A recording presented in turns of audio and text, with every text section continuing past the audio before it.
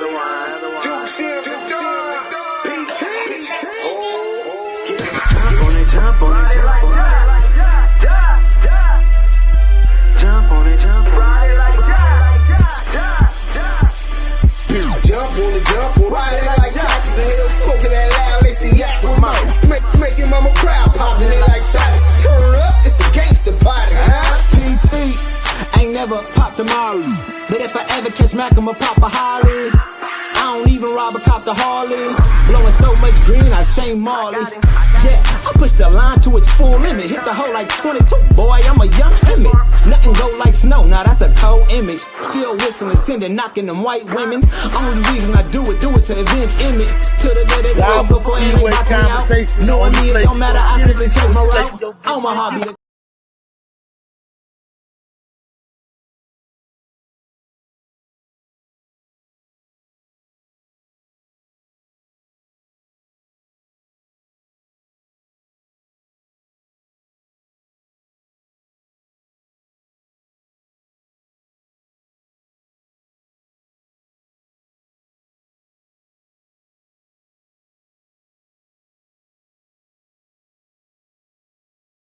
You hear me?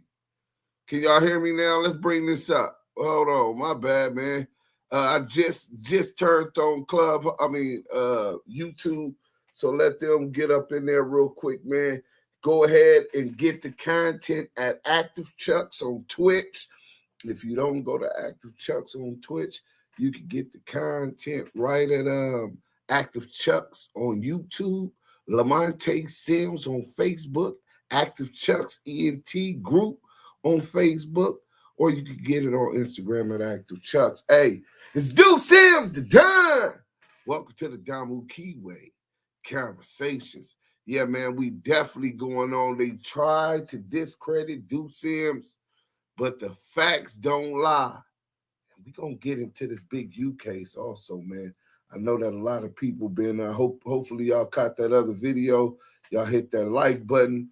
You know what I'm saying? Back to back to back. We on the grind, man. I'm doing a lot right now. What's up? Salute. You salute to you. Keep it tycoon, Duse M.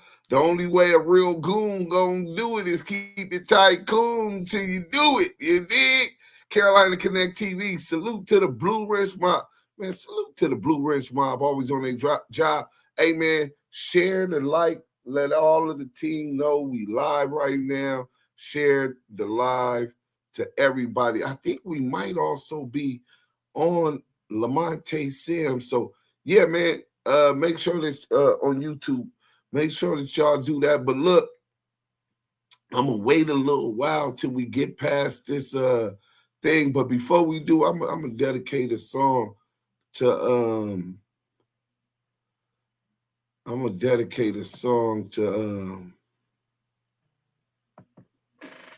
Salute. Yeah, I see y'all. Let me salute. Let me send y'all this real quick, man. We're going to play this real quick and let's see what we do. I think that's on Active Chucks, just to be sure. You know what I'm saying? And bang that like button, man. Get the good people up in here. You dig? We finna turn up. What y'all up in here playing? Nah, it's on Lamonte Sims. See, I thought that it was on here. My bad. That's crazy. Why would I have music on Lamonte Sims? Oh, because my Lamonte Sims ass cat. Damn, that's why it's on here. But we got it, we got Hit Your Bremen on here. Nah, bro, I was right. The other one is on Active Chucks, man. Y'all bear with me, man. We finna get right into the content. I just wanted to let the good people get up in here so they don't miss this one, because it's going to be one that they don't want to miss. You know what I'm saying? Matter of fact, we'll get to the music later. I think we should get right into the content for those that's already here. Toxic Media and More Toxic Media came with the content. He brought it to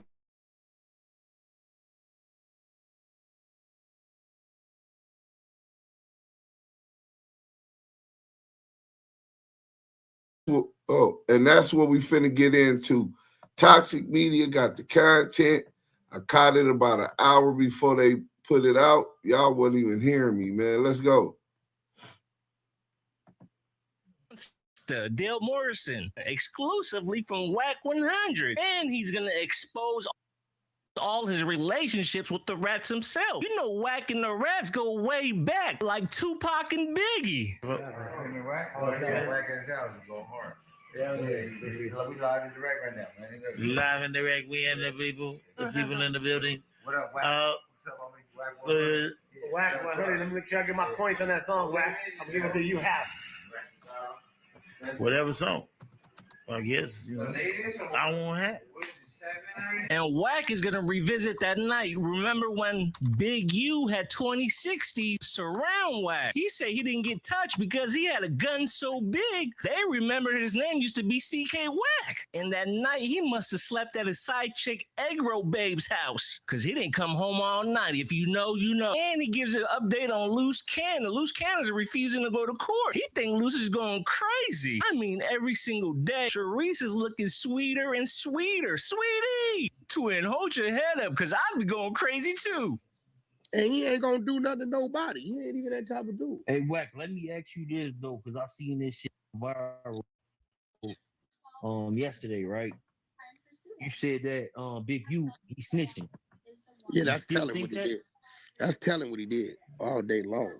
You can't do that, bro. I can't say, well, KK got rid of the tapes because of the crime him and Big Chuck was doing at the spot. Hell no. I think that's what he's saying. Especially if you ain't convicted of it. The nigga is saying Marley Marl and Dale Morrison was doing some crimes at Marley Marl house. Here go the thing. Marley Marl ain't never met Dale Morrison. Don't even know who the nigga is. Dale Morrison ain't never been to Marley Marl house.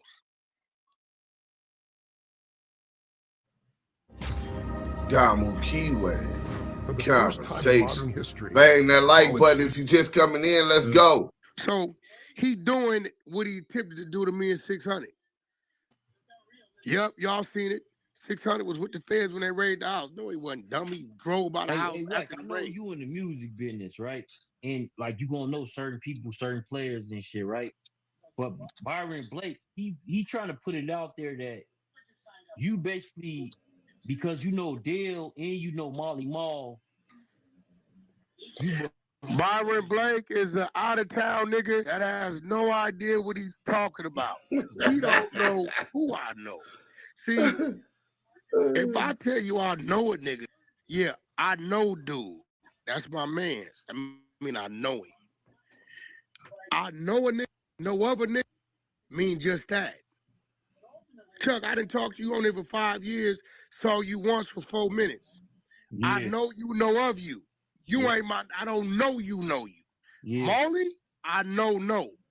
Dale, I might have seen 3 times in my life. Talked to him on the phone maybe 5, 6 times. That ain't your, Yeah, I don't know. Like, only, look, I never knew Dale even sold weed. I just knew he called me to book artists for a club. That's it. I was thinking of when he was saying that shit, because Dale, the Dale that you know, book artists. That's it. I never knew the nigga. I guess Big U found out that he was using me to artist and got at him. I didn't know it till the paperwork. Right? I didn't do Big U. When by the time Dale started calling me, I wasn't even fucking with Big U no more. You get what I'm saying? Yeah. Well, I wasn't talking to Big U. So, you know, I guess he found out the nigga was.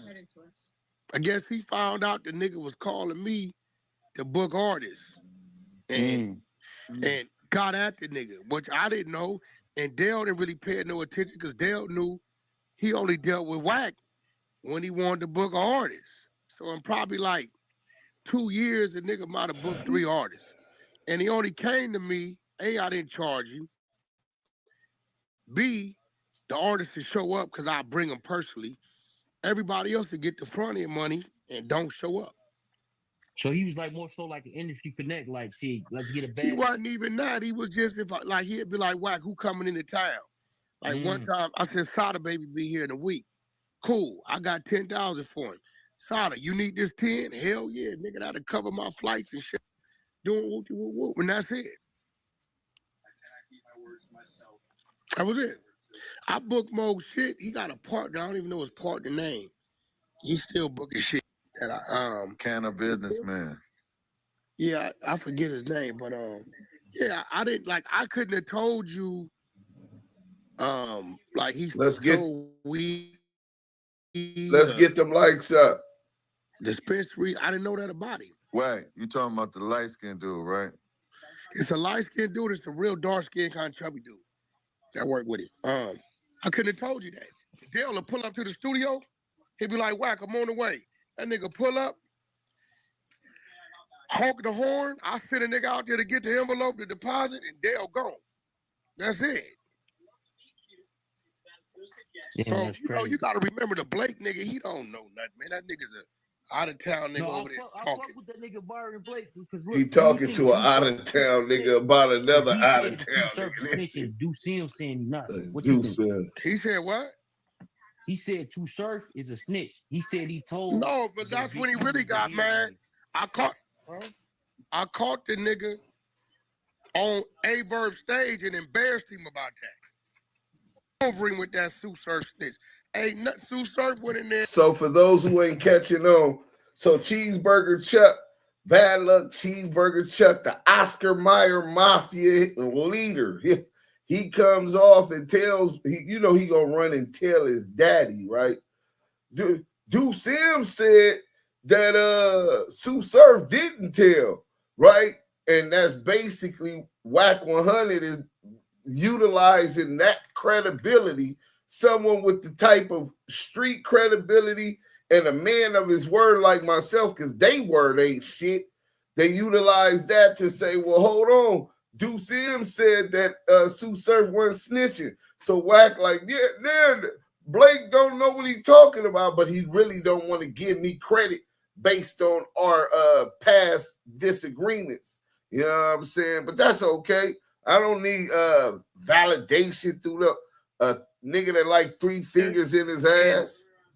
Owned up to his shit and his shit only. All right, baby. His shit only. He ain't mentioned another nigga name. Yeah, my bad. I don't know Sue Surf, right? But I'm reading the paperwork. Went in there, took his plea deal. What he did, him. He ain't mentioned nigga name. No nothing. So where the fuck you saying he telling that? So he wasn't the one who said, like, he agreed with the government that said that Big U was the head of the organization. He was like, basically nowhere in there like that. Big U's the one that lined them up. My nigga, 14 niggas in the month, including Big U. The government is saying that he's the connection from LA and this, that. Big U don't do a day. He keep the same phone number and social medias that he was calling niggas the next 4 years to get them caught up right now. You niggas, I don't think y'all. So Big U, do you think Big? First of all, Big U didn't talk to them. They don't have him on one wiretap with them dudes. He took a picture with them, followed them on social media. This nigga is crazy. Big U was lining them up. He trying to, hey, when the niggas start projecting like that, bro, you better watch out, especially when he talking about somebody else as a snitch. Let's go. You trying to get niggas paid for him to cooperate? Big U been cooperating. Part of the grid program. So what about the loose cannon thing? I see you post that today about loose cannon scared to come out his cell to go face the judge. No, I mean, I'm trolling the nigga. He just refusing to go to court. But you only refuse to go to court for certain reasons. Either you stressed out. He refused to go to court and he in jail. He refusing to go to court. Either you stressed out or you don't want to run into somebody in the tank, my nigga. What you think it is? Listen, it's called Connect Team, and it's Damu insane. Kiwe. I don't do schedules or timesheets manually anymore, and it works. Bang that like button. Where the team at, man? Let's get active. What you think it is? What? You only refuse to go. I don't know. I think he's stressed out because I told you he called me. Let's get active in the chat. The chat's where it's at. Well, he snitched on Castro Lopez, salute. What up, bro? Kurt Hoolam, salute. Jarvis Davis, salute. Bang that like button. Let's get the people up in here. On that case right now. Damn. Right you now. The no jumper. Yeah, you know, these dumb niggas. Then I heard Byron talking about Wack is number 4 on the attempted murder. I said, my nigga, y'all make it too easy for me. That's a civil complaint. Here go the criminal complaint right here. What? One of them in there with a $1.1 million bond.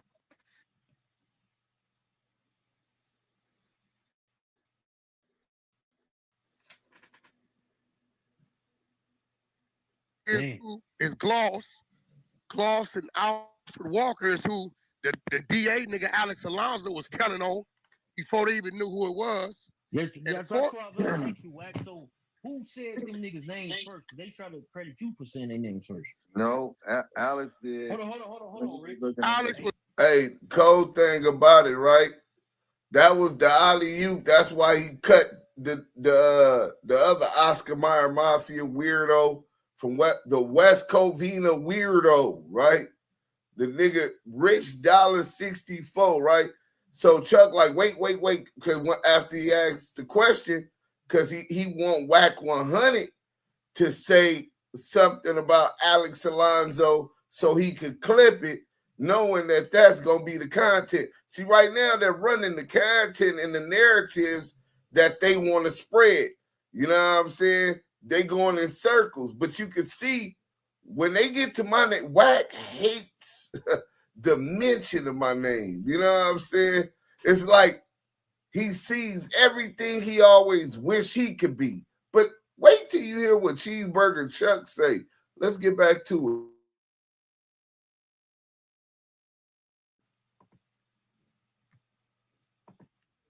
Was telling on them niggas before they even knew. Bro, Alex reads the paperwork and says anybody was but Loose Cannon and Jones. Only people we knew up there.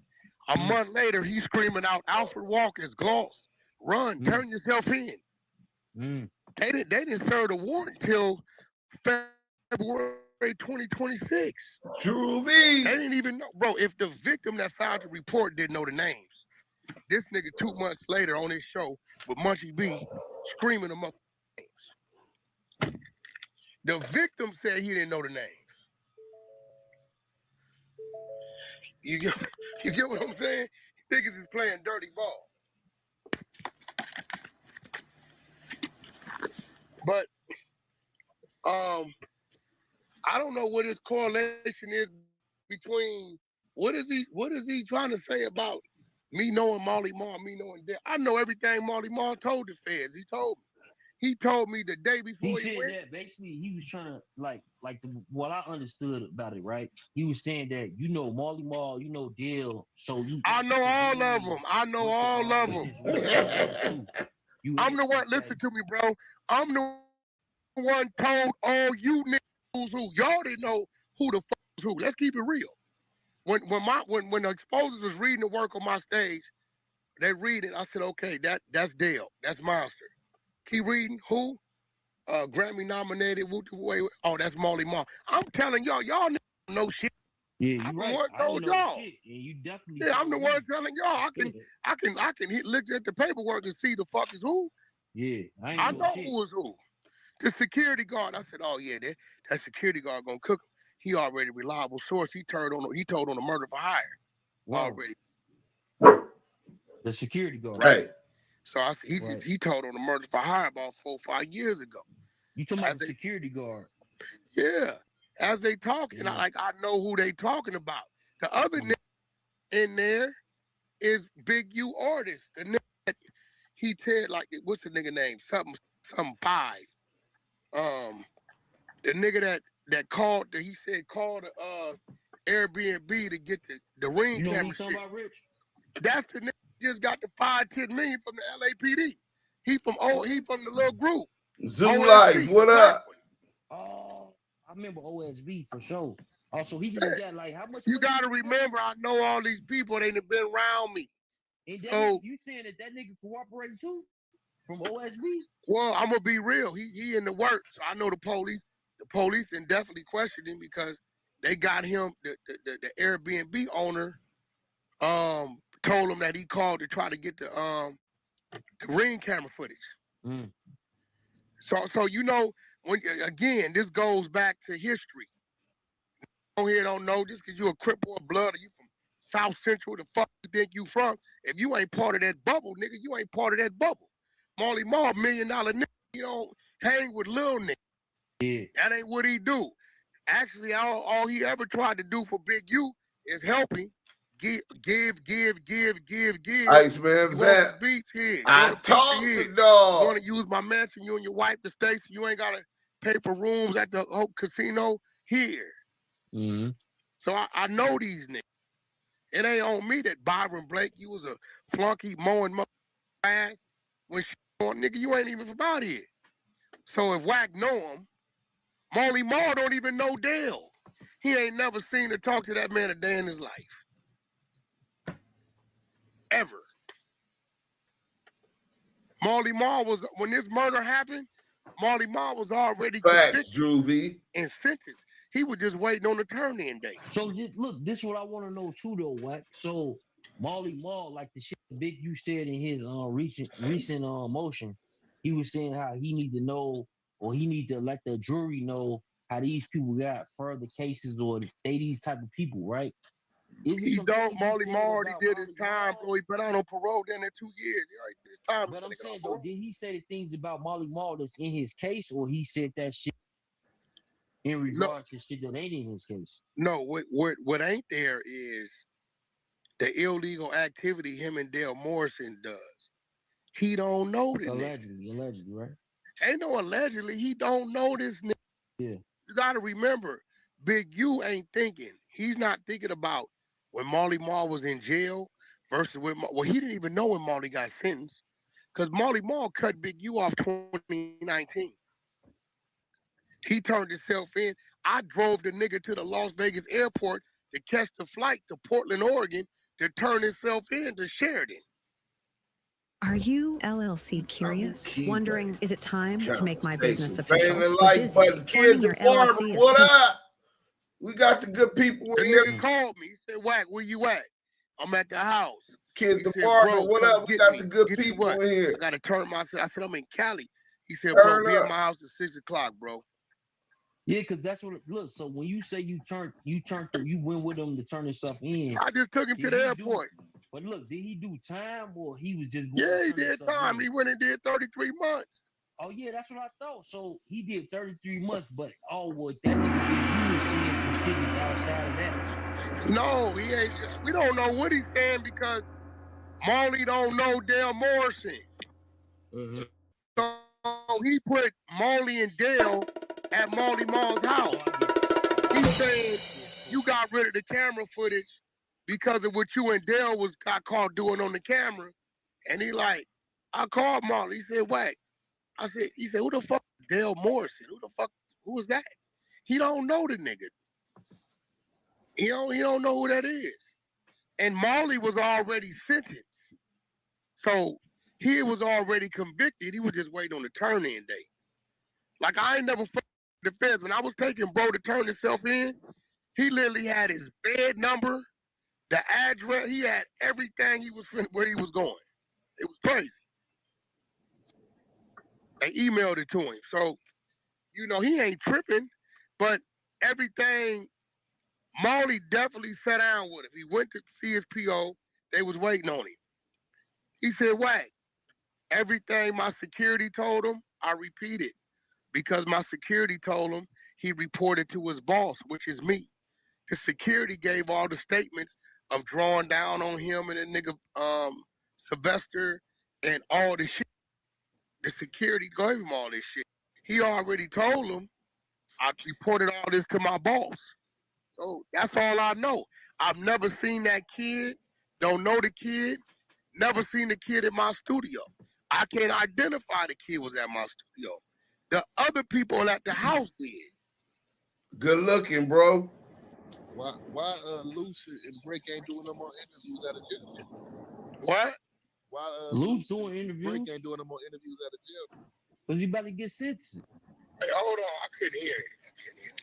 He said, why Luce and Brick ain't not doing no interviews, but Luce is He said, why who? Luce and Brick. Go ahead, bro. Luce and Brick ain't doing no more interviews. They was doing podcasts. Well, Brick wasn't caught up in none of that.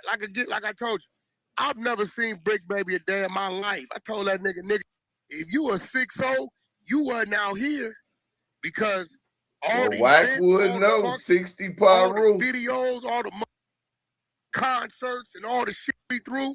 I ain't never seen a Brick Baby in my life. Period. Never. So Brick wasn't caught up in that. He got caught up by the paperwork later on, doing shit on phones and a robbery he did and guns and whatever the fuck he got caught up on. He wasn't around. I ain't never seen Brick Baby day in my life. Hey, Wack, you know Brick Baby about to come home, right? No, he not. Come home like in a year. No, he not. That nigga Spooky Johnson and that. Hey, bro, Chuck, respectfully, I don't play with niggas. G-Mac, what up? That shit ain't, I don't play with niggas these days, homie. I'm dead serious. And I know you ain't never did no time, but but bro, the nigga, he only got 5 years. No, he didn't, bro. The nigga trying to appeal, they trying to get a nigga 150, they trying to get a nigga 9.5. What you talking about? Yeah, he got to go back to court, but I believe that they're going to give him. They shot that down, homie. He said he accepted it. They shot down the 5. Yeah, he was trying to accept it. They shot it down and offered him like 9.5. Like, you know, my people, they follow that shit play for play. But he got an open plea, so he fucked up. Nigga took an open plea, so they gonna do with him what they want to do with him. Right. Bang that like button. Brick got some foul play in there. He got too much shit to even think he was getting 4 years. Way too much. AK-47s, 3-4 firearms, couple hundred rounds of ammunition, terrorist threats, shootouts in parking lots. Yeah. Nigga, you crazy. How did they connect him with the RICO though? Because you were saying he's separate. He's not on the RICO. Why y'all keep saying that? That's what I'm saying though. Why they pick him up? RICO, Brick is not on the fucking RICO, bro. Like, no, he talking about why they had his. It don't even matter when you got picked up, nigga. He's not on the RICO. It ain't number 7 niggas on the RICO. Like, why niggas keep saying that? Nah, because you just know they names has been broken. 7 niggas on the RICO. It ain't like I don't know. You ever did some time, bro? You must have did no time. It's gonna say the United States versus King them niggas was on the RICO. They picked up 19 niggas. 7 people's on the RICO. 5 niggas too big. Hey, bro, hey, successful. You there, bro? You don't gotta do time to know that shit is on there. Yeah, Brick ain't on the fucking RICO. Why niggas keep saying that shit, bro? It's weird. Why them niggas lying and said they was in the same cell? Like, that shit was weird. I mean, because they lying. Luce and Brick to talk about they in the same cell and shit. I mean, they lied. Listen, they was entertaining the people. We knew they was lying. Y'all just believe the dumb shit. None of us believe none of that shit. What if you could make a song using only your voice? Let's start with the drums.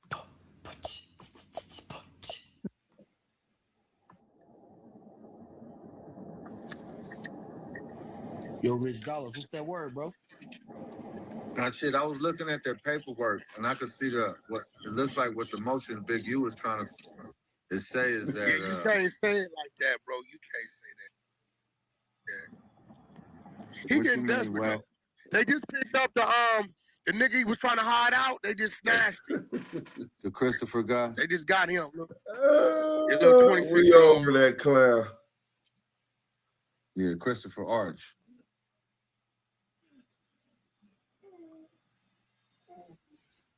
But it looks like what they're saying about witness 1 is that he's still trying to he's providing testimony to avoid pending charges or something. That's what Big Well, U. he been doing that. Everybody, bro, he been doing that. that nigga got like 2 Fed cases. Hey, bro, it ain't no ball players. It ain't no millionaires that's coming to his defense to pay for his lawyers. God damn. Hell no. Why would they do that? It's some niggas gotta be legit that fuck with him on some legit business. No, they don't. No, nobody fuck with dude voluntarily. He said 60 brim. You're not gonna do that. And then I was looking at what they said about Monster. They were saying that he's not really even charged with a crime. So it looked like the government is suspending whatever crime they was charging him with pending his testimony. Yeah, Monster had, we got his paperwork. He got picked up in 2020 shipping like a bunch of dope to Ohio. Right? Yeah, gang up. But he been out working the whole time. That's why when niggas like, Wack, you say you dealt with him. I say, listen, bro, I will walk down Snitch Alley and do business with all of them. Because I'm only going to do legal business. Right. And befriend all of them. You can't come talking nothing weird to me. I'm going to get you the fuck away from me. I don't give a fuck what no nigga doing. I don't care what a nigga doing. If I pull up on you to conduct some business, it's legal business. You want to go tell him? Tell him. Hey, Wack, how you feel about the nigga Duse M? I think he want to be you, but that's another little topic, right? I ain't worried about that, dude. Duse M, he's saying the same thing you saying to Byron Blake. That's crazy. I seen him do it a lot of times, though. Byron don't know what he talk. He just be talking, bro. Like the nigga. Did y'all hear this weirdo? The paperwork. Let's pause it right there. Let's back that up. Did y'all? Byron don't know business. You want to go tell him? Tell him. Hey, Wack, how you feel about the nigga Duse M? I think he want to be you, but that's another little topic, right? I ain't worried about that, dude. Duse M, he's saying the same thing you saying to Byron Blake. That's crazy. I seen him do it a lot of times, though. Byron don't know what he talk. He just be talking, bro. Like the nigga said what he was saying. The paperwork clearly saying. We're not relitigating that. We already served Byron Blake his papers. He talk out of hand, and we just did another video for more clarification so that he can learn. You know, sometimes people get so arrogant they think they know everything and they don't. You could know in theory, but practical application is something totally different, right? But back to what we just heard, the Oscar Meyer Mafia. My bad. So you can know in theory, but practical application is something totally different. And that's just a problem that Byron Blake has, right? He's one of them dudes.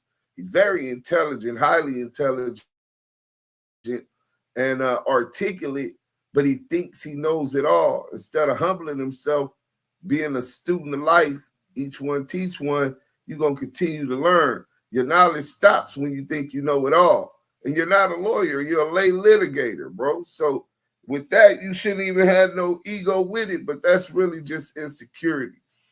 So back to the Oscar Meyer Mafia. Let me say this. We ain't even going to play no more of this video. Matter of fact, we finna stop sharing it, right? So this ain't about clout.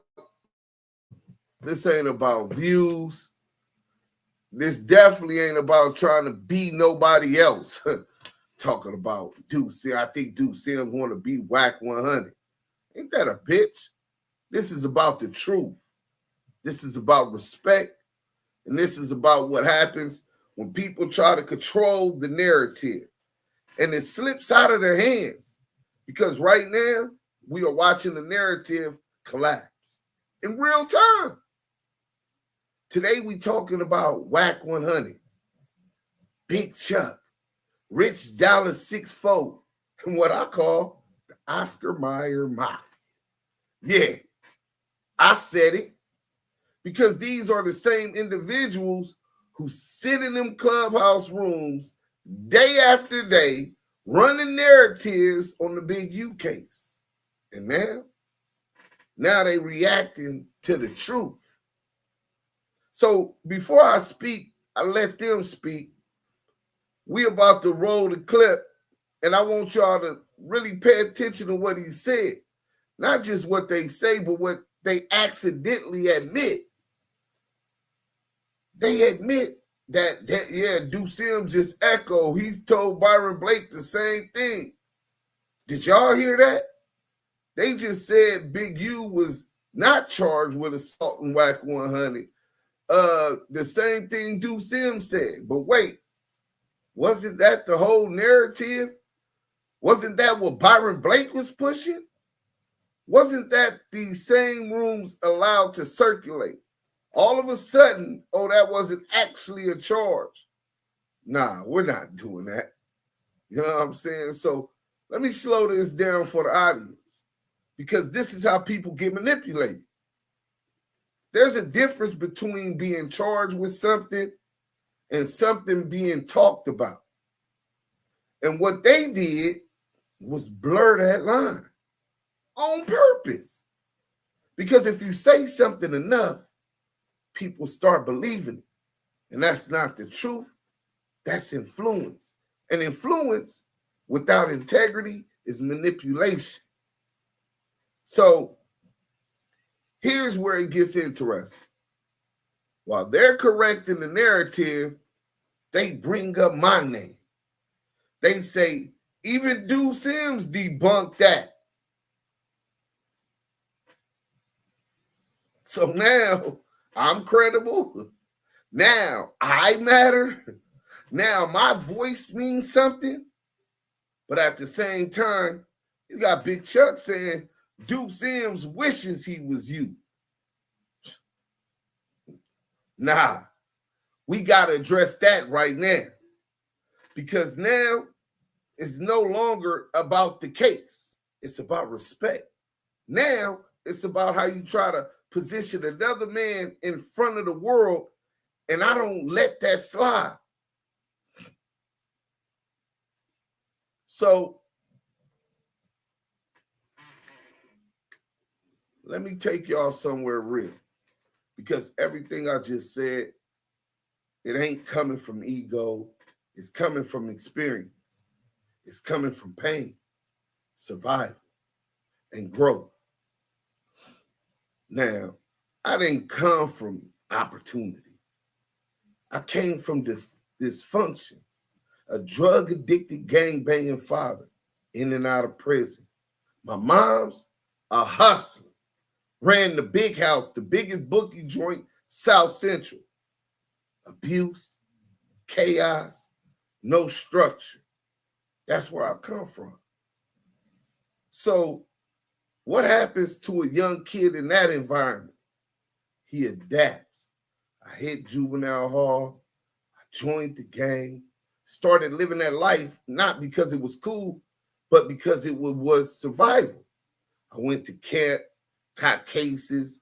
At one point, I tried to take another man's life. Another time, I robbed a bank. That path led me exactly where it was supposed to. Prison, federal time, CDCR. Years of my life gone forever. You can't get that back. And when you sit in a cell long enough, you start asking yourself questions. Not about the streets, not about reputation, about your life, about what you wasted, about what you could have been, and most importantly, about whether you're going to stay the same or change. And somewhere along that journey, I found something that I never had before. Stability. A woman, Maria, who stood by me. Her family accepted me. Before I became anything, they didn't judge me off my past. They saw something in me I hadn't even fully seen in myself. And then the Most High blessed me with a son on the way. That changed everything. So what matters now is my mama, who watched the homicide detectives break in her window looking for murder weapons. Now she look at me with pride. My sisters, who never seen me free 5 years straight, now see me present. My nephews, nieces, my family. That's what I value.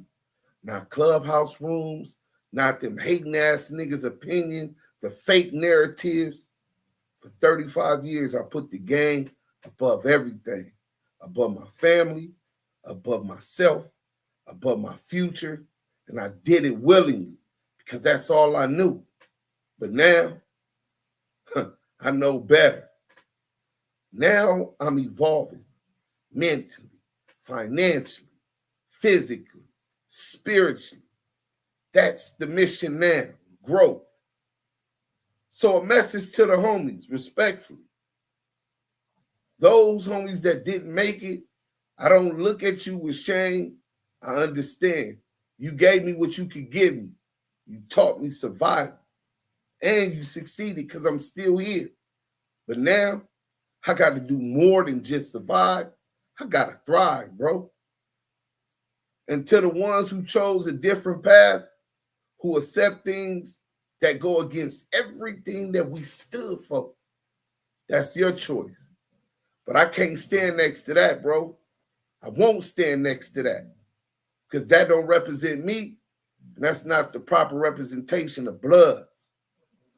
So when I say we are not the same, Wack 100, understand that ain't disrespect. That's clarity. I'm not trying to be the loudest. I'm trying to be the example. And if my success leads thousands of homies to a better life, then everything I went through was worth it. Right? So while y'all debating, arguing, and chasing narrative, just understand this. Duse M already won. If you understand that, tap in, subscribe, share this. Because this ain't just content. This is truth. Damu Kiwe Conversations. So let me get to this real quick, right? Let me get to this content. First, we're going to interact with the good people. Bang that like button. You know what I'm saying? And bang that like button.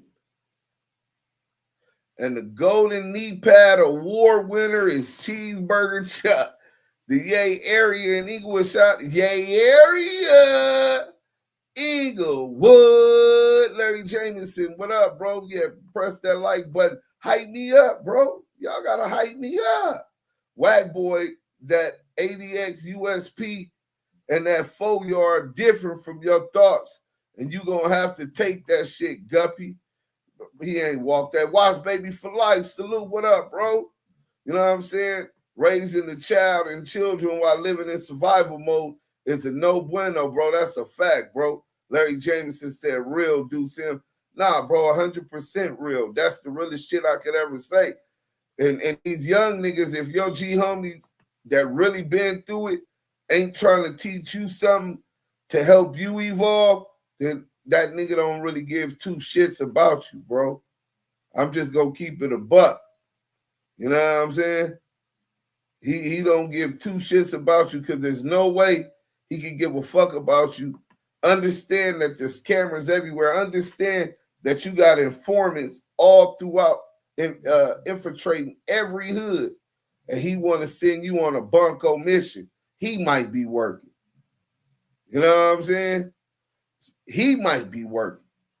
So let's go to this Cheeseburger Chuck talking about, oh, y'all. So let's go to Cheeseburger Chuck talking about Duse M's want to be like Wack 100. Let's debunk that now, right? Let's debunk that now.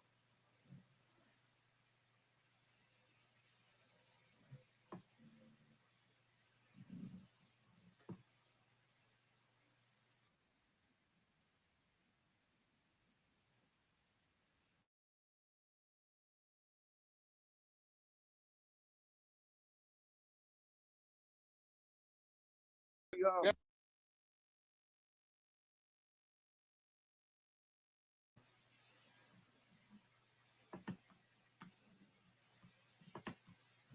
But Nelly went bad on us later on. Yeah. But that was some whole other shit. That you know, niggas. Yeah, he went bad on. So you gotta understand, we talking 93, 94, right? Because I hit the pen 16. I was in Soledad on the yard.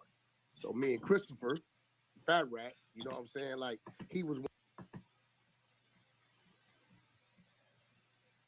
one of the youngest. I was just younger than him. I was a pup, wasn't supposed to be there, but my circumstances was a little different. So Lil Man just came home, you know, from Six Deuce, right? So he had life. But I say that to say this, bro, is that I don't know what you done been through, bro. I know the things I've been through, and this is real shit. I've been on 22 years on this run. And the only difference between me being home 22 and me being home a year, 18 months, and going back and do another stretch, manning up and making my own decisions as a man. As long as I kept making decisions as a homie from the hood, I kept losing. You know what I'm saying? I kept losing, and every time I lost, there wasn't nothing there to support me. And that was cool because when I signed up for it, it didn't say that was going to happen. Looking at the streets today, they even worse than ever. Like Corey tell you, like,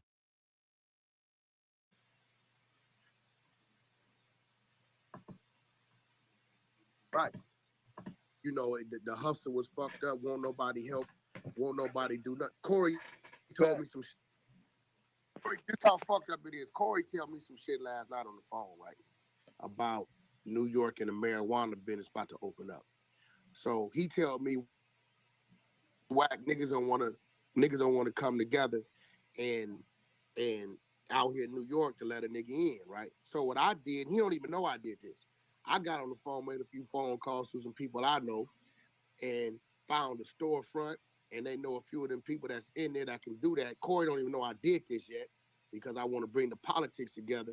Just because he told me as a homie what he trying to do, I reached that way into his backyard with my politics to help him get it done. See, you can't even find that nowhere on your block. So my strength comes with my politics of people everywhere, not just that hamster shit I was on. You know what I'm saying? And I would love to sit down with you and show you how, actually, I'm going to say it. I got a call, right? I got a call. Some people tell me, Wack, we want to route 6ix9ine on the European tour, right? Straight Kelby, right? I said, okay, well, you know, that's my first time out with it. I don't know who you motherfuckers is, if y'all motherfuckers is who y'all say y'all is, right? So, you know, I tell you what, send me 100 game dates and then let me know you're real. 72 hours, they send me 100 game dates, humongous bag, boom, contract locked in, right? All right, well, I done got game bag. Now y'all can route 6ix9ine. So I don't know if you come from where I come from, my nigga, but you know, it's how you move with it. You understand? No, definitely. You understand what I'm trying to tell you? So it's how you move with it. Everything and I will tell you this. I will tell you this. I'm not here to use the kid, and I'm gonna keep it real. I might catch some flack for saying this shit, right? I met that kid as Danny. I didn't meet that kid as 6ix9ine and 9 Trey Blood, right? I will say this. Within talking to Danny, right? I have nothing against his humor, his personality, and who he is as Danny. He don't talk blood shit to me. He don't talk street shit to me, gang shit to me. When dude gets on the phone with me, it's crazy because you don't hear 6ix9ine. It's a different dude. So over the last couple months, I'm not gonna front as a man, as a human being, right? I got a little respect for that man, who he is as daddy. I watch him take his kids to school, and he, you know, he's always doing this with his family. And you know, Wack, I'm on my way to church. So I see, you know, the kid is doing whatever he's doing to refine his life. What he did on that block, right, is totally dishonorable on that block. But like I said, I blame the block because the kid shouldn't have been on the block, even know what the fuck was going on the block. That's just me, personally. You know what I'm saying? But I will tell you this. I will tell you this, as if with Corey, me and Corey started off beefing, nigga. That nigga was trying to cut my head, my ears, pull my eyeballs out for no reason, right? Like this how me and this nigga started off, right? Yeah, He probably was mad as a motherfucker because when I get on the phone with him, the nigga has so much vengeance and rage. He like, what? Nigga, you supposed to be a homie and this shit keep happening on the West Coast and whoop-de-whoop and we just lost Pop and keep banging that like button. Let's go. Share, tell a friend.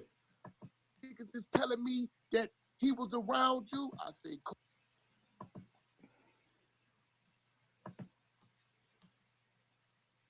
I hate when my thing do that, bro. Corey, all you gotta do is Google game European tour. I've been out the country for 33 days, bro. I'm in Germany. I don't know what the fuck you talking about. The nigga gets so quiet. I understand the feeling of a street nigga who got information from the streets and it went out another nigga and it's totally wrong, right? I FaceTime a nigga. I said, it's daytime where you at, right, Corey? Watch this. I'm 12 hours ahead of you. It's nighttime where I'm at, my nigga. You see the language on that wall? That's German. I'm not even in the United States to know what the fuck is going on now. If you would like me to reach out, my brother, to see what's going on as a homie, I do that. That's right? So what I'm saying, over time with me and this nigga speaking back and forth, arguing back and forth, I've grown to know him and respect his character as a man first and foremost. He just happened to be a homie. Just like Rob a Crip. I just like his character.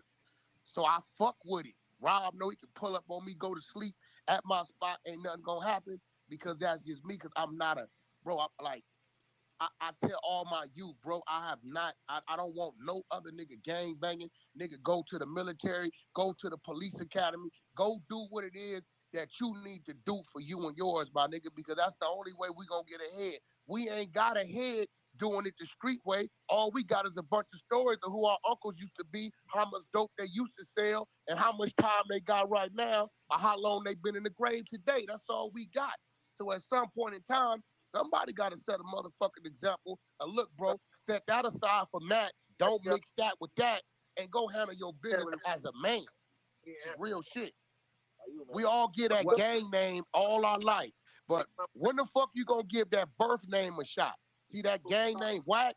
I gave that name years. When I started giving Cash Jones a shot at moving, how he's supposed to move as a man, I started winning, bro. Hey, Wack, I told you I'm Eminem for Brim, right? But when I introduce myself, what does my PTR say? Lamonte, right? Because that's where I'm at. Like, I understand everything you did. I understand your genius, your marketing is so ingenious. I understand everything, your business. But at some point, and I understand everything with the game, it's fucked up. We know this what we signed up for, Wack. And you're right, at some point as a man, you got to stand on your own. But you don't compromise your integrity to do that. This is what I'm saying, right? Hey, bro, listen to Lamonte, this real shit. My first $1 million, right? I swear to God, my first $1 million in life, I spent. And so this is the first time I ever met Wack 100, and I'm pressing him about the Tekashi 6ix9ine shit. And after the animosity and aggression, it ended up he wanted to pick my mind. He's trying to manipulate me to seeing things through his vision. And I'm standing on principle. I'm standing on integrity. And I'm telling him, yeah, I understand all that. We know what we signed up for, Wack, but you don't compromise your integrity. You got to stand on your own, too. You got to evolve, but you don't compromise your integrity. This is what I've been on from the beginning. We almost at the end of this clip. Bang that like button if you're just getting in here, right? Fighting cases, burying niggas, you know, making our street investments, taking wins and losses. This real shit, right? My first $1 million in my life. My first $1 million I received in a wire came from a gay Jewish guy. So was I supposed to say, nah, nigga, I'm Wack from Powerful, I'm gangster. I can't receive that wire and do that business, nigga. Fuck that. Well, I'm just trying to, because our rules say we ain't supposed to deal with homosexuals, right? We're not supposed to do, you know, we are supposed to bro, listen, I'm telling you this, and I want you to hear this shit.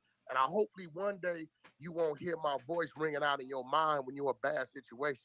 Monte, look, bro, you sound like you very intelligent. You a stand-up nigga, and you got what it take to move the way you want to move. Everybody can't do that. Some niggas take orders and get told what to do, and that's just their destiny.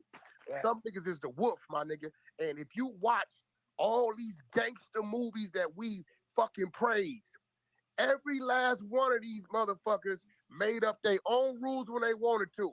They sick the police on their enemies. This is crazy how niggas like, it's real shit. They sick the police on their enemies. He was telling me at that point, projected how he moved, bro. This is all within his, bro. This is why he said he'll walk down Snitch Alley. Because while we look at these snitches as pieces of shit, don't want to be around them, etc., he looks at them and says they're weapons. I could befriend them. Nobody wants to fuck with them. They gotta fuck with a nigga like me. They'll love to fuck with a nigga like me. And I'm going to sick them on my enemies. I'm going to put them to work. We going to do business. But we almost finished with this clip. Yo, we go, our police on payroll, yo, go over there and arrest them niggas. They running this shit over here. Every last one of these movies, these gangster movies, did it how they wanted to do it when they wanted to do it. Why? Because they was the powers to be. Lamonte.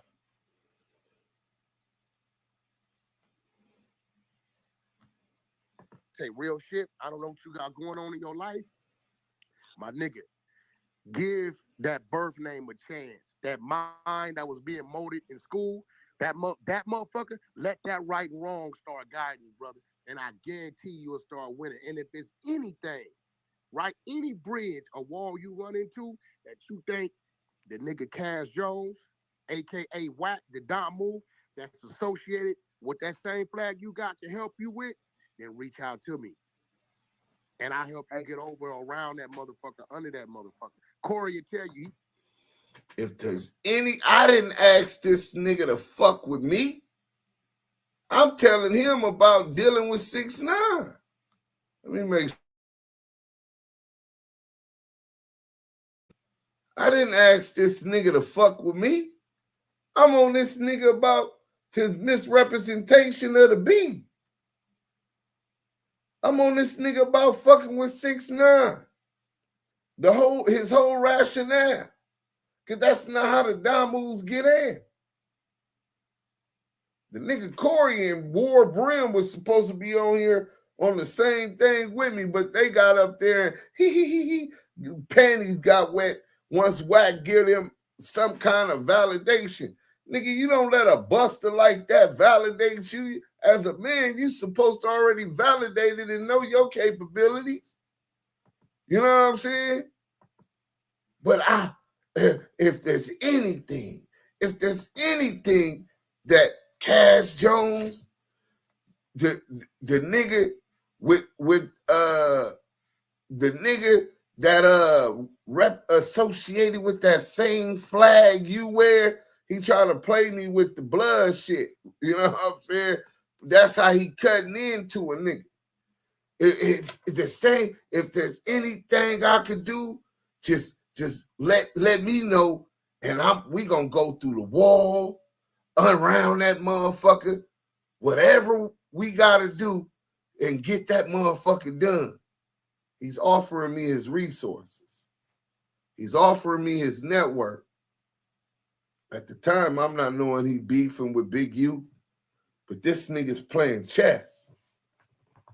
The Brims and the 6-0s is arch nemesis. He's beefing with Big U. Now he got some niggas that don't give two shits about no 6-0s. A hood that don't give a fuck about no Crips. And he gonna utilize that and exploit it for his advantage. You know what I'm saying? Reg Dog, salute. Iceman Vamp, Wack had visions of him and Duse riding together in a squad car. Hey, Iceman Vamp. Now, he would never be in the squad car. He was going to have me in the squad car. And the crazy thing, I'm so loyal. If we would have went out, I would have crashed, the homies would have crashed, and he would have left us for dead in that motherfucking system. Didn't nobody tell that nut-ass nigga to do that shit. I ain't got bail for no motherfucking body. You know what I'm saying? But when he offered me all of that, what Chuck is, that nigga was trying to live vicariously through M-Rock. Hey, that's a fact. Because M-Rock bust him in his shit. So my reaction to him offering me the world and the cold thing, he telling M-Rock, man, I'm trying to fuck with Duse M. If I call M-Rock Murder Rock right now, nigga, and ask that nigga, was that nigga telling him, man, I'm trying to fuck with Duse M once he ran the mate? You know what I'm saying? That's when he was still trying to get other B team members to help validate his random hood story. Yeah, we not going to do that. You 100% right, bro. You know what I'm saying? But check this out. He asked me for all of that. Chuck, you said I'm trying to be like him.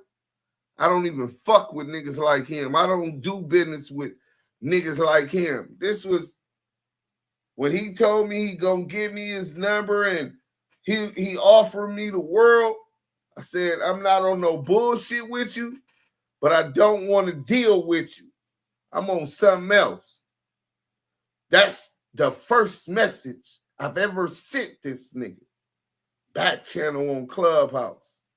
I'm not on no bullshit with you. Basically, nigga, I'm not trying to come gun your ass down, or I'm not pressing the line on you about that shit. We had the conversation. You gonna do what you gonna do. That's 2P's business. I'm not gonna put it on my shoulders. But I don't want to deal with you. I'm on something else. That sound like a nigga that's thirsty to y'all? That sound like a nigga that want to be Wack 100 to y'all? The Oscar Meyer Mafia Golden Knee Pad Award goes to Cheeseburger Chuck the 3rd year straight. You know what I'm saying? So that's how I get at him. Oh, I didn't get to finish. I gotta read some more, right? I gotta read some more. This is nasty work. Let me let y'all know what's going on. This is some real fact stupefying. Throwing some in the chat for old knee pad Chuck. The Golden Knee Pad Award for old knee pad Chuck. So look. So after I tell him that, a couple days later, the nigga come back at 5:10 in the morning. Imagine this nigga Wack 100 texting you at 5:10 in the morning. My nigga, you telling people you checked me? How and when did that happen? You speak humble, but I see now you're a fan, right? That's the content I just put out. Look, we're not about to relitigate that issue. The interview is on the net. Niggas gonna get what they want to get from that. As far as a fan, I respect your business hand, but on some G shit, I sat at the table with real ones. Lil Killer Jets, Brimbone, Catnip, New, Fat Rat, Lil Bebop, Jimbo, Spook. You sit at the table with Tekashi 6ix9ine. So I'm far from a fan. You understand what I'm saying? From the get-go, nigga. Fuck y'all niggas talking about a nigga want to be Wack 100, nigga. Is you crazy, nigga? Nigga, I sat at the table with Lil Killer Jess Low, BIP, my road dog, Jesse Jones, nigga. From the set, we was Sellies and TS. Nigga, Brimbone, my Ace Boom Coon, since 9 or 10 years old, bro. Gangsters, Big Jimbo, Nuke the Duke, the Super Fruit, Catnip, Angel.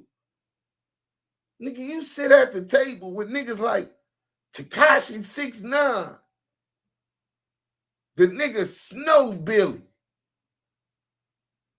Dale Morrison, Molly Mall, Big Snow, Rico the Rat Rose, the Crip Cop,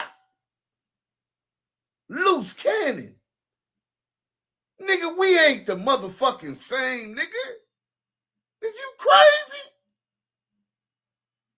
That's the difference. I'm the type of nigga that stand on morals, that stand on principles. He the type of nigga that don't stand on nothing. Anything for the dollar. A prostitute. So, Cheeseburger Chuck talking about, I want to be whack 100. You got to be out your rabbit ass mind. If you don't take them golden knee pads off, with that nigga talking about, with all due respect, with all due respect, what he proclaimed to be, he then went to camp. I went to 3 camps. He said he went to YA. I went to YA. Was a stone cold rider. Ask anybody who's been there. Shit, they be putting it on in the comments on social media. You know what I'm saying? I don't remember this nigga in YA. His name wasn't ringing. But on the street, fuck jail. Some niggas go to jail and be jailhouse tough because they can fade. This is on Flame Cherry Chuck's LA County line 08. Y'all see who that is? This is in South Central LA. It's a difference in the 1990s. Riding around with the plaque say LA Brims forever and a day through South Central Los Angeles in 1995. In 1995, red chucks, red strings, khakis, red t-shirt, a little bitty ass chain with the braids hanging and the Boston fitted twisted to the back. C blank Eminem, Westside Fruittown Brim. It's a different type of circle. It's a different type of respect. While you were perpetrating a fraud trying to be that, I really lived that. You say you was C blank Wack. Nigga, you was Lil Wack and your brother Wacko, Zach that got it, his wig split back that you didn't even ride for. He wasn't even a gangbanger. He got money. He was from Pacoima. They say he wasn't even a gangbanger, bro. So I'm going to take y'all back to the fraud. Y'all see me, right? Y'all see all my paperwork. And we going to go to C blank Wack. Right? Let's get to that. Let's get to that. My God. Let's get to the content. Yes. Connect your business to... Okay, so you caught a couple of juvenile cases along the way. Attempted murders, you know, like all my whole record was violence. In there, you just really don't understand how that inner city. We don't fuck with, listen, dog, listen, the only police we fuck with is the crooked police, there's Power Rules and Crips, there's gang members that niggas don't know they gang members. We fuck with them police, them the homies. Yeah. They do everything we need them to do. And it's a lot of them out here, you know, they'll pull a nigga over and take it what we need to take. Them the police we fuck with. So we fuck with police. Welcome back to Scandalous Los Angeles TV, where we expose the exposers. Porky has really outdone himself this time. Reggie Wright and John, over at Bomb First, tried to help him. But somehow he still managed to throw himself under the bus. Just like every other time, we've caught Porky in another lie. And this time, it's serious. Today, we're about to prove that he really did go to jail. He really was picked up and brought in for questioning. Now, if you know Porky like we do, then you already know. No get back for this. He lies so much. We can't just focus on just this one. Before we even get into the jail story, we have to touch on some of the other lies he's told recently. I won't take too long on it, but let's go back to that story he told about being CK Wack and how that persona supposedly came to life in Soledad. And I went to reception, and they put me in cell with a G homie named Baby Wayne from Village Town Paru. And I think at that point is when my penitentiary training started. You know, because he had been to prison 2-3 times. The good thing about Baby Wayne was a knockout artist. And when you were a young Paru in the cell with a G homie, you're gonna fight at least 3-4 times a week just because. So, you know, he kind of got me stronger with my push-up game, my physical game, and he made me squabbling him every day, almost. So by the time I left there, I hit Soledad. So by the time I left there, I hit Soledad. And Soledad was really, that was the birth. That was the birth of CK Wack. In jail. Ain't that a bitch? CK stands for Crip Killing. Because see, I was Lil Wack. From there, I went to CK Wack. According to Porky, he left Delano State Prison and was transferred to Soledad. And that's where the name CK Wack was born. The only problem with that is that in a separate interview from 8 years ago, Porky said he went straight to Soledad when he first hit the penitentiary at 16 years old. Where the trucking business came from, you know, I went to the pen, Simon. As you know, I was the first juvenile to actually go to California State Penitentiary at 16. Now youth authority, I already ran through that. So at 16, I'm in Soledad. I'm in Soledad State Penitentiary. So from 16 to 22, I run through like 7 different prisons. You're 19 years old when you get out? Yeah, I'm like 19. I do probably like 2.5, 3 years of solitary confinement time, you know. Porky just claimed he was the first minor in the California prison system, being sent to Soledad at just 16 years old. But now, listen to this old interview with Vlad. In this one, Porky clearly says he went to Delano at 16, and that Delano was his first prison. So, which one is it? Soledad or Delano? The prison bus came to Central Juvenile Hall, pulled into Central Juvenile Hall when they left LA County Jail and picked me up from Central Juvenile Hall and took me straight to Delano State Penitentiary. Now, you see right here, look, let me show you. The first one, it was admitted offender with new AOJ. That's adult offender juvenile, okay? So this is your first entrance into the system. That's your first entrance into the system. He went to North Kern State Prison, NKSP. Now, you can see he likes to play games. So you got to understand, North Kern State Prison is Delano, okay? That's old Delano. They have a new Delano, which is a level 4, okay? The prison bus came to Central Juvenile Hall, pulled into Central Juvenile Hall when they left LA County Jail and picked me up from Central Juvenile Hall and took me straight to Delano State Penitentiary. He'll try to say, I went to Delano to make you think he'd been a higher level than he been. He was at reception, right? Then the next prison he went to was SADF, Substance Abuse Treatment Facility, which is the level 2, okay? That nigga Sally was funky rolling him. That's where he paroled from. I thought Porky said he was 16 years old at Soledad. I thought he said he went to Soledad after he left Delano. See all the lies you have to sift through when dealing with this guy? He didn't go to 9 prisons like he alleges, okay? He got paroled. If you see, he got to prison on 131.95. He paroled 4/1/98. He got paroled. If you see, he got there. He got to prison on 131.95. He paroled 4/1/98. Okay? 95 to 98 is 3 years. I don't give a fuck what kind of arithmetic you try to use with it. Porky got to Delano in 1995 when he was 18 years old. He paroled in 1998 at 21. That timeline makes one thing crystal clear.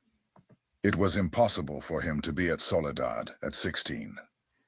If Porky never went to Soledad, then there was never a birth of CK Wack. The whole story was built on a lie. Just another chapter in Porky's book of fiction. Okay? But this is the kind of fraudulent dude that is out here on this internet trying to, you know what I'm saying, pretend to be somebody and something that he's not. You see what I'm saying?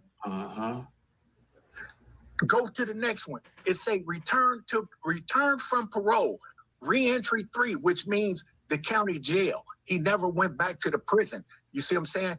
He was in the county jail from 6/2 to 7/25 of 98. Okay? He returned to parole. Then 3 days after Christmas in 1998, same year, he got another violation, returned from parole, re-entry 3. He went to the county jail. You see what I'm saying? He was returned to parole. Then he discharged on 2/25/2002 from Region 3. Discharged from sentence. Okay?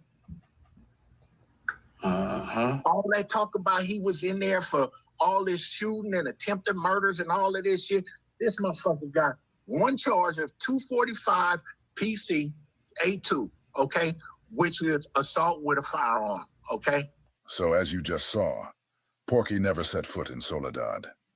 So all that talk about Soledad was just another lie. There was never a birth of CK Wack.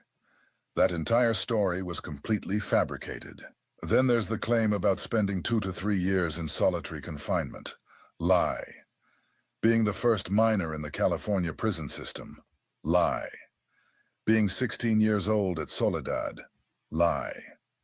That's 5 lies in one story. Back to back. But this is what Porky does. Now let me show you guys how Porky fell on his own sword. You won't find this next clip on YouTube anymore, because Porky had Cheeseburger Chuck take it down. Hey, Big Chuck, we just want to talk about when he gonna bring the audio from being talking to them people. We want to know what he said. We could clear all this up. Who's that, Chuck? That's Deuce. Yo, I just PCK always talking to me. We in the streets. We in the I got nothing to talk about this. Every time he does this, it's a PC move. Always notice how Porky reacts when Deuce questions him. He can't stand it. He cuts him off, yells over him, or accuses him of PCing for talking to him on a social platform. But when it comes to DZ from SBGB TV, it's a whole different story. Porky gives him content and plays along. Oh, what's up, homie? Okay, yeah, as long as it's Wack on here, because if it's somebody else, we're not doing that. Listen, we're not doing that. Listen to me. Hey, listen to me. This is real shit, right? We always know what we're doing, right? We always know what we're doing. And believe it or not, TV. right? We are the most supported people of our people on the internet, right? It's a lot we can do. Remember, I'm an industry guy. I'm tied in the labels. I'm tied in the YouTube, right? So what I'm telling you, brother, is like, I called in to you intentionally because I saw you was building. I didn't have to do that. People paid me to do that. I did it. I said, so let me call in and give them the content. We always know what we're doing. And I'm saying that to say this. At some point, bro, you run your content, but you got to have some type of reserve when you're running it. Because remember, it's our content. It's our content. And then, okay, so doing these type of things, right? There's certain things that, especially when it comes to me as a public figure, right? I own me. You right? I haven't given you a verbal or signed anything, right? So what I'm saying is, as a brother, when I'm talking as a brother, fuck to people. When a brother is calling in to help you, because I'm giving you notice the content I gave you, you've been able to chop that shit up and run with it for about a month now, a couple of weeks. Boom. A month. Right? At least, right? But it gotta come to some point, bro, to where it's just not like an attack thing. Because then at that point in time, listen to me, you as a brother, I'm a businessman, right? At that point in time, us from friend to foe. I called in as a friend, no matter what our back and forth was. I chose to stay on the phone. I know, I've been doing this social media shit forever. I know what I'm doing. If I don't fuck with Bang you, that like button, share. Let's go. We going up. I won't even utter your name. If you see a lot of people, I ignore them. I won't say their name, because the minute I say something to them, I have a conversation with them, it helps still. You get what I'm saying? I know that. I know what I'm doing. If I don't fuck with you, I'll never say a word to you. I won't even utter your name. If you see a lot of people, I ignore them. I won't say their name, because the minute I say something to them, I have a conversation with them, it helps still. You get what I'm saying? I know that. So I'm telling you, brother to brother, run your content. So why he have a word with SBGV TV? Gave you content. I gave you content. Me and you have nothing to talk about. It's established. Chuck, this is what you call a PC move. Bro, stop talking. Why you keep warning the people? Leave our shit in the street. Listen, every time you do this, you saying fuck your neighborhood because you on some PC shit. It's in the street, bro. Leave it where it's at. Me and you don't talk like this. We leave it in the street, in the darkness. Why this everywhere? You're not in the street, screaming. You're not in the street. Stop it. All right. I just left LA. You ain't in the power rules. You ain't in Gonzalez. You don't hang in the parts in the garages. Remember? Weird ass niggas. Stop faking. Yeah, stop faking. Stop faking. You making Fruitown Brim look bad right now. You really made Pacoima Paru look bad. For the 30s, bro. Fruitown Brims, y'all know when it's street business and it's up to the disrespect level of me and him. 504 Street Chronicles, what up, bro? I'm gonna mute up, Chuck. Y'all go subscribe to the bro. I'll holler at you. Well, I'll stay here till when he done. Well, I didn't say nothing about me and you. I asked you about the statement that you made. If you waive your Miranda rights, that means that there's a statement in audio. You need to go get that and prove you ain't CS2 back. That got nothing to do with me and you. That's you trying to clear your name. Don't bring the police. The police can't vouch to say that you not working with the police. You got Fruitown Brim looking bad right now, bro. We in the streets. You got, bro, stop PCing. Don't talk to me on no open platform. You got Fruitown Brim looking bad. It's real gangsters over there. Why you doing PC ass shit? I'm gonna mute up again, bro. What's that got to do with your paperwork? Bring the paperwork and the statement that you made to the task force and the FBI on the Main Street case and the Tupac and Biggie murder and clear your name. You say that the truth can never be considered disrespectful. Hey, Chuck, you know what would be funny, right? This would be funny. I'm talking. What up, Fantasy Baby? When people say dumbass shit, it makes them look dumb. Chuck, I was in the penitentiary from 1993 to 1999. When was Tupac and Biggie killed, Chuck? He lying there. 6, right? That nigga didn't do no 6 years. I'll mute up, but I gave a statement on him. I'll mute up. Let's make sure Wack knows that he ain't fooling nobody. Hey, Wack, the Tupac and Biggie murder are still unsolved. That means it's still being investigated right now. We can show plenty of people who were in jail during the time of the murders, who gave statements about the murder. You ever heard of a jailhouse informant? You ever heard about Kenneth Bo Agnew? What about Waymond Anderson? Marion Knight and Studdabox were both suspects in the murder, and you were around both of them during the time investigations were taking place. So you could have very easily been giving the police information you obtained while being around them. I say you gave a statement to the task force that was investigating that, Greg Cadence, and then the other officer that said you was arrested. Well, first of all, there were no arrests made other than Cash Jones. Chuck, if I'm in the penitentiary from 1993 to 1999, what the fuck could I give a statement on, Chuck? Listen, bro, you admitted that Greg Cadence, that you went to the 64. Got the food down rims looking bad. You are saying some of the dumbest shit. With Death Row, though, like in 2001. 2001. Okay. Okay. That nigga was so quick that... This guy, he don't know because he wasn't around. Stop making the brims look bad, bro. Leave our shit in the street. It's already up. Chill out. Leave it in Madison, Wisconsin. You in Madison, Wisconsin. Listen, stop talking to me, bro. Why are you talking to me when it's on? You're doing a PC move. The truth hurts. All we talking about is your paperwork. Stop spinning. Stop deflecting.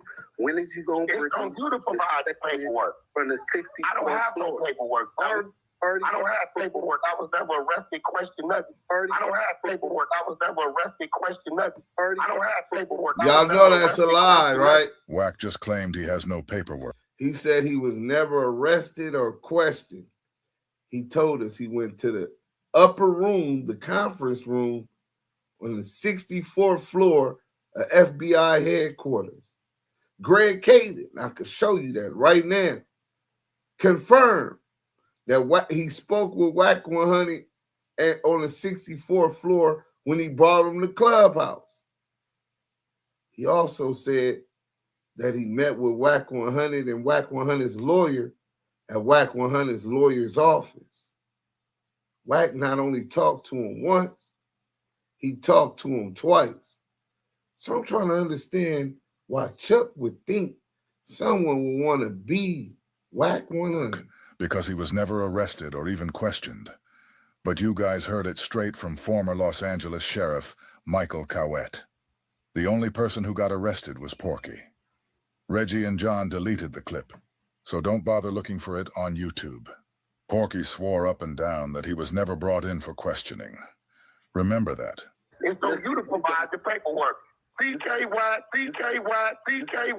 Lil Wack, Wack 100, or the Wack boy, or the Wack Put that on Fruit Down Brim. Look, or the Wack boy. Put that on Fruit Down Brim. Put that on Fruit Down Brim. I know. On Fruit Down Brim. Put that on Fruit Down Brim. CS2 back.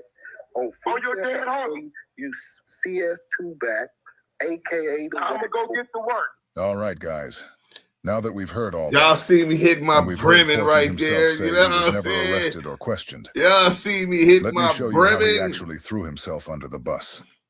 But before we get to that, I need to show you how Bomb first cut out another one of Detective Michael Cowett's key statements. Yeah, got it down pat, Juvie. Do you know how she even came to play in the Damu Kiwe Conversations? Information? Not fully. To the best of my ability, from what I understand, a lot of people were under surveillance, including Reggie Wright, and that they, somehow got some information on Teresa Swan, who was one of Suge's mothers to one of his kids, and that they basically wrote up a false confession letter and presented that to her to get her reaction, and then that pretty much prompted the confession. Am I accurate there, or am I off on some stuff? So, did y'all catch that? The scene just skipped like something was cut out. Let me run it back real quick so you can see it again.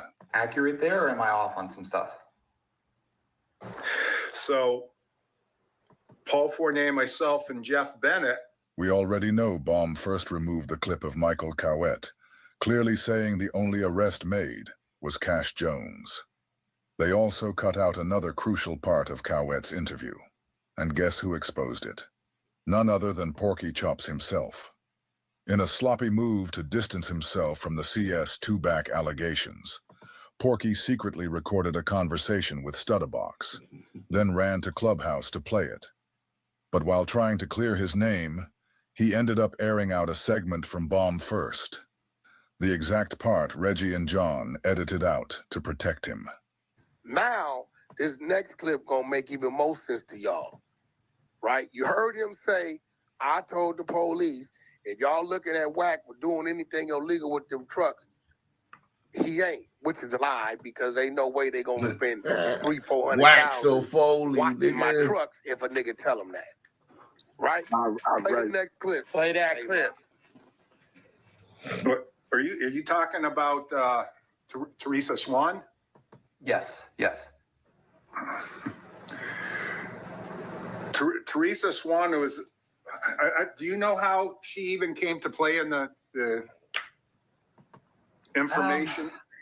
Not fully. To the best of my ability, from what I understand, a lot of people were under surveillance, including Reggie Wright, and that they, somehow got some information on Teresa Swan, who was one of Suge's mothers to one of his kids, and that they basically wrote up a false confession letter and presented that to her to get her reaction.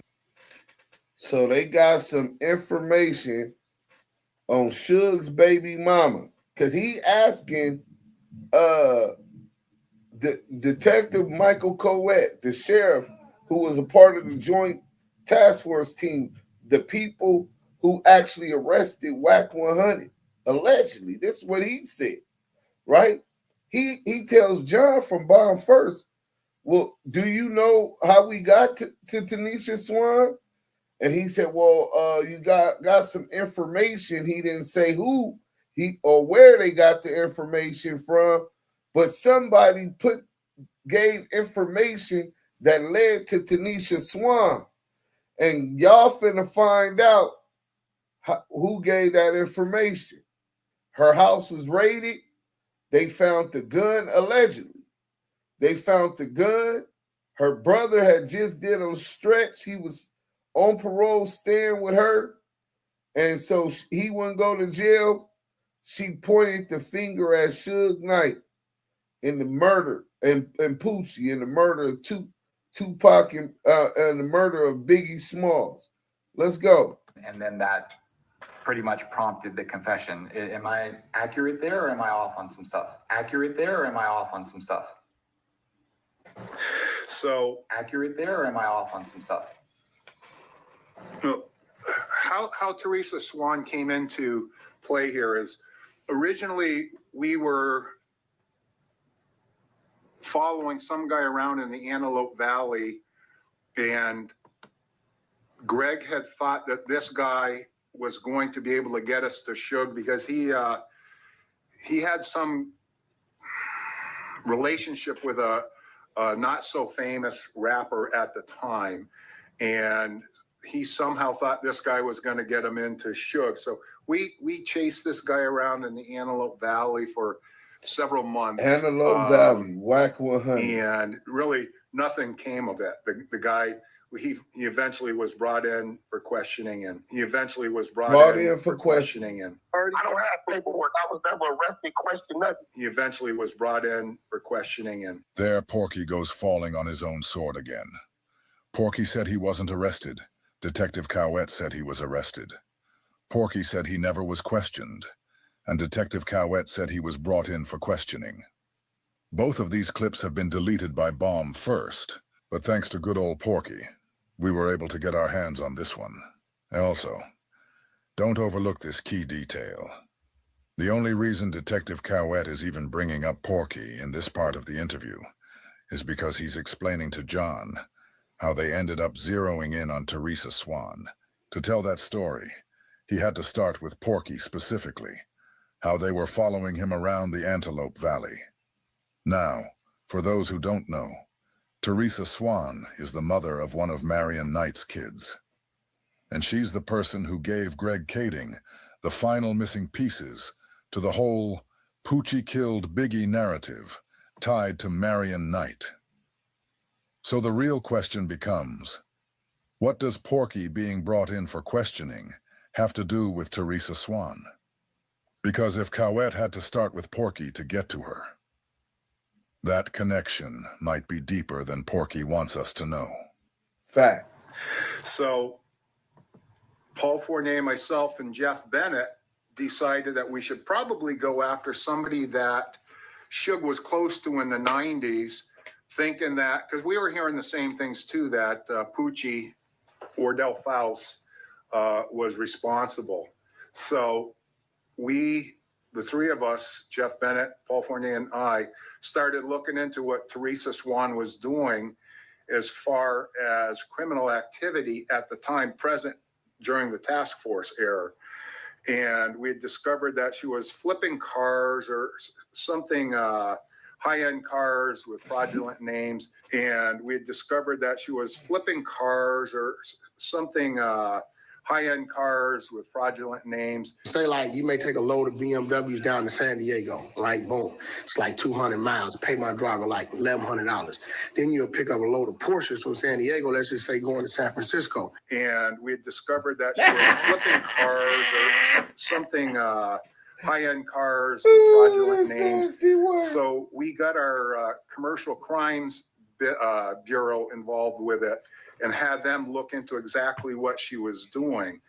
And at the same time, we brought a district attorney on board from LA County to about the car, let her know what our end goal was. And that was, in the event Teresa Swan had good information and could connect Suge to Teresa Swan and to Poochie, that we would want to give her some kind of consideration in the case. And the district attorney was on board. So when we eventually arrested her and brought her in for questioning,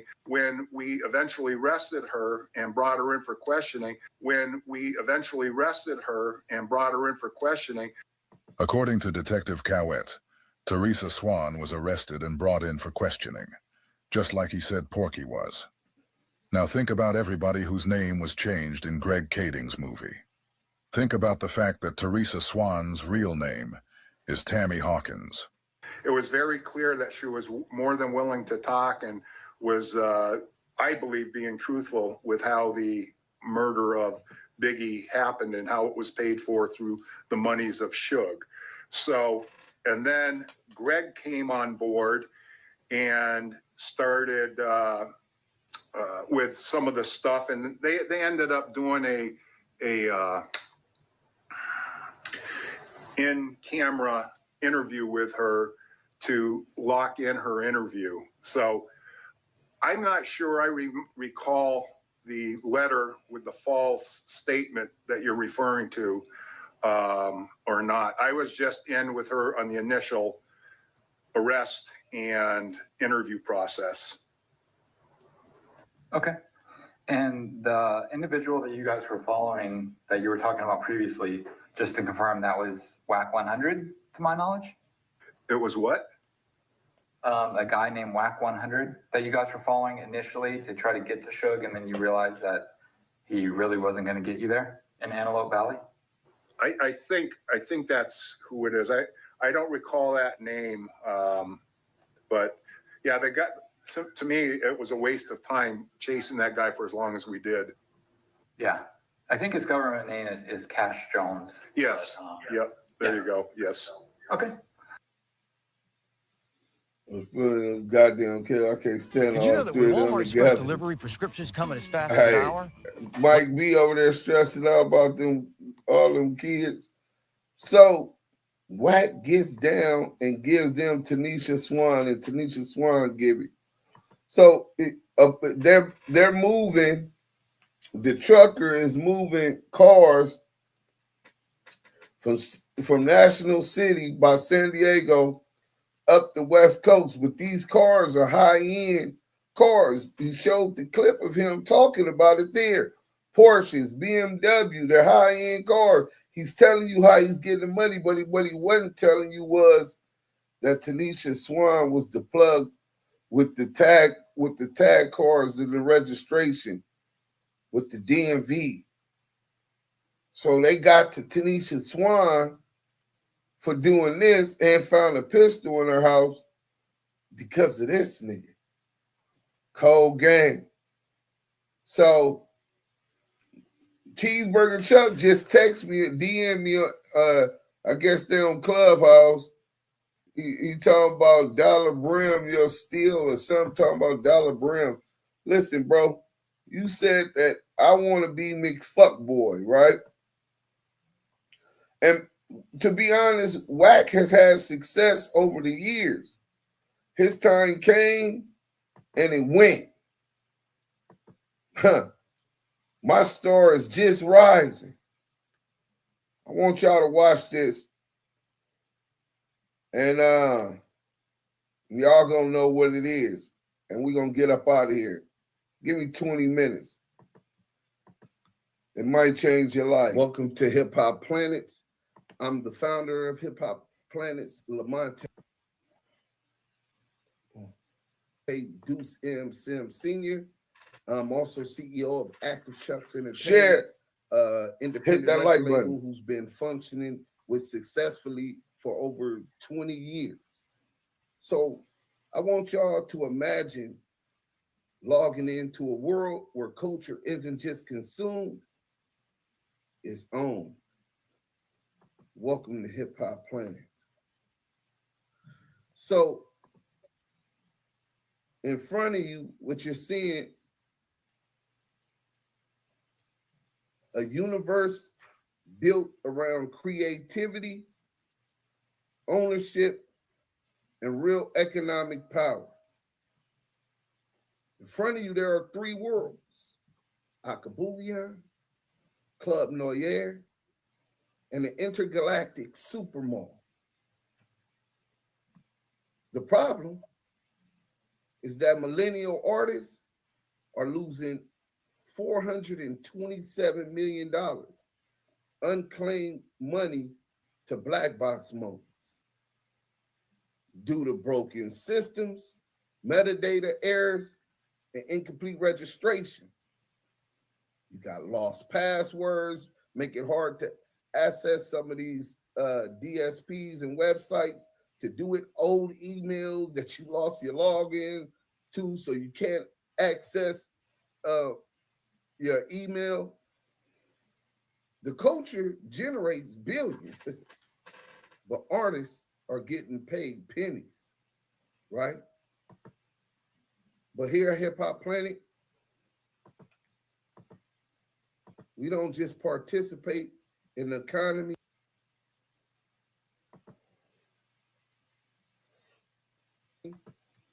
We own it. So let me take you to Akabuyan. That's where we're going to start first. You begin in Akabuyan, the command center, the International Hip Hop Space Station. This is where creators finally take control. You upload your music, and instantly, everything is handled. Copyright registration, done. ISRC UPC assignment, done. With your metadata, your company, you own. Publishing, connected, registered with ASCAP, BMI, or CSAC. Registration with the MLC, Sound Exchange, and Song Trust. Track through Luminate, formerly known as the Broadcast Data System. No more platforms with 10 logins missing their money. One profile, one wallet. Every dollar that you earn is tracked in real time. This is our first revenue engine, $100 per creator registration, and a 15% administration fee on royalties collected. Recurring revenue tied directly to creator success. We also generate revenue through distribution, publishing administration, and catalog management. This makes Hip Hop Planets a long-term financial partner and not just a platform. Then you teleport from Akabuyan to Club Noyer. Entry. You transition into where the energy shifts. The bass hits. You're no longer watching. You're inside of the experience. Don't scroll the culture. Live in it. So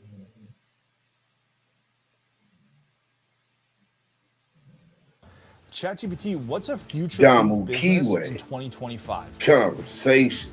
A future-proof. Hit that like button. Give me 10 more minutes. We almost done. Noyer, it permits artists to set up live events and shows, performances. Here you have the battle rap, classic hip hop form. The culture's purists would definitely be enthused by having their own platform made by artists for artists. Then you have another artist who's booked. As long as the artists have a green screen like behind me, we'll be able to pre-select whatever features that they need to go along with their live stream performance. They can add these dancers, virtual dancers, right? Pyrotechnics. And it really opens the door for the artist's creativity. But it's not just performances. This is a place to socialize, right? Don't scroll the culture, live it.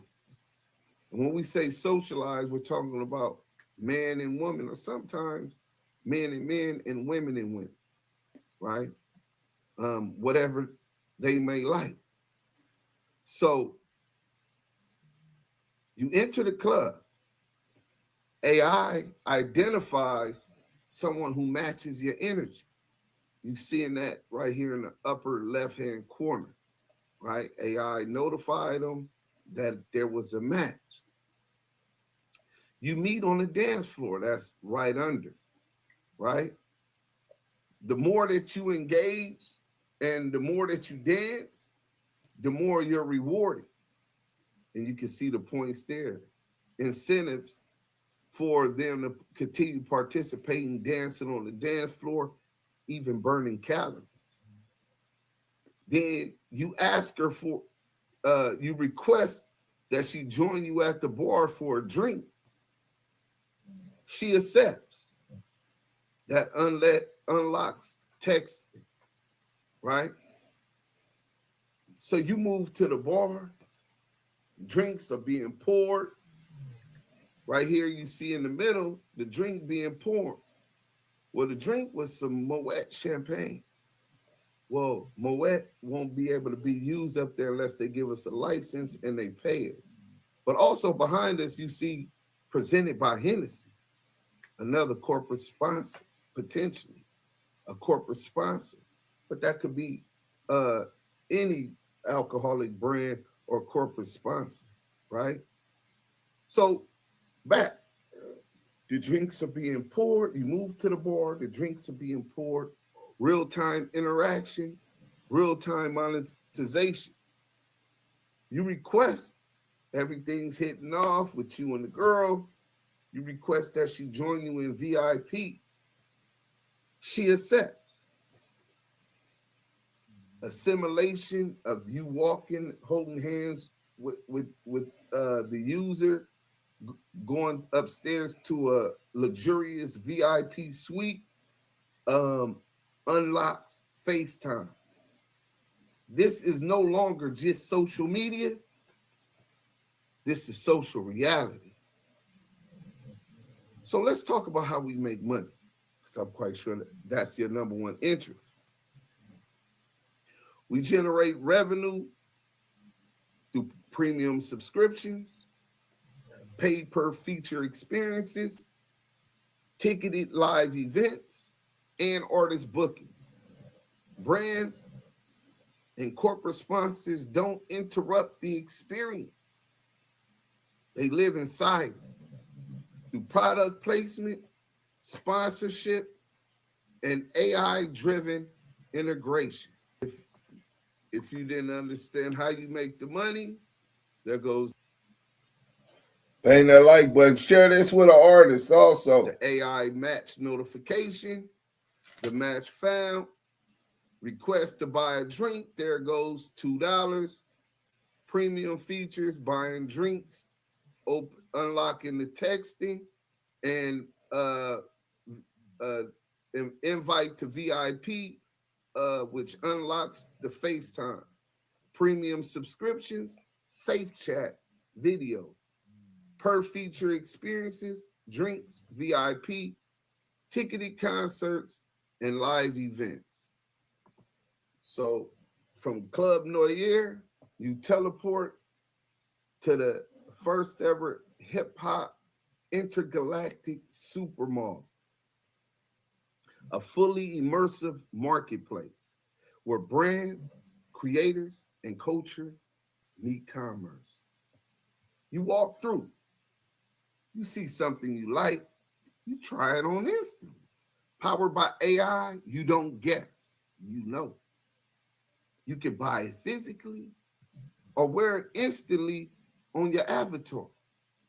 This is not a marketplace. This is a living economy. So when you talk about economy, there's not too much where brands, creators, and culture meet commerce. There's not too much that beats and generates as much money as the $1 trillion marketplace for automobiles. Let's go down there first.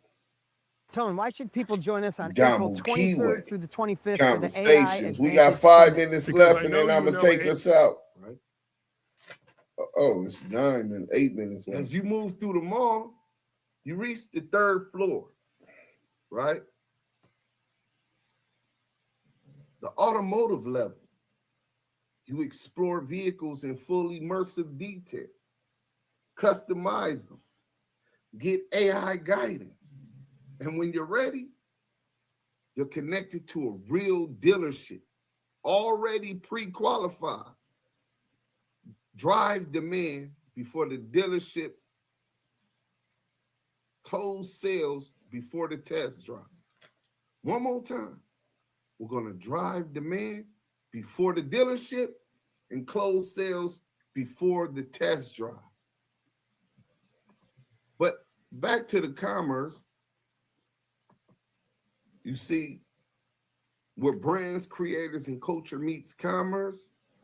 It's very unique in that if you look at the bottom right, you see a customer shopping the virtual reality with a child, a fan of hip hop artist, the Damu Kiwe Conversation Podcast, which I host, Hit Your Bremen, which was a big independent hit, creating a cultural dance, exceeded 2 million views on YouTube, even had regular MTV spins as far away as Italy, right? MTV Italy, I Testigo. So I'm an artist. We're incentivizing artists to get rid of the multiple email accounts that they got where they distribute their music. They're on Instagram trying to build their presence there. They don't get to keep the analytics from any of this. I mean, they get bare skeleton analytics, but there's always a middleman in between them. We're going to tear the middleman down. Get rid of the middleman and have direct relationships with your market, which means a better relationship with your money.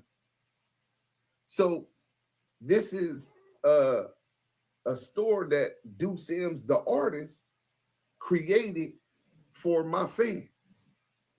They're able to buy merch, exclusive drops, listen to music while they're shopping. Then we also have the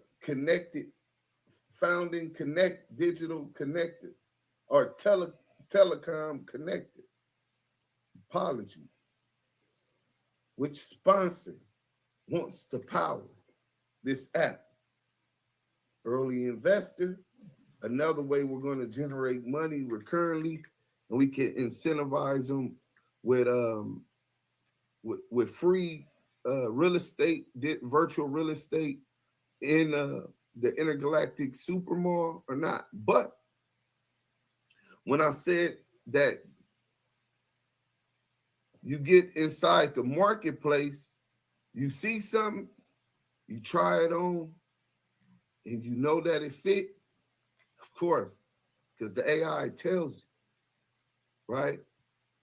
The software will let you know whether the virtual shirt that you're trying to get, you got too much love handles, or it's fitting you too loose, right? These are the things that we're offering. But there's one more thing. Comment in the chat. Let me know what y'all thinking when y'all hear this. Galactic Supermall.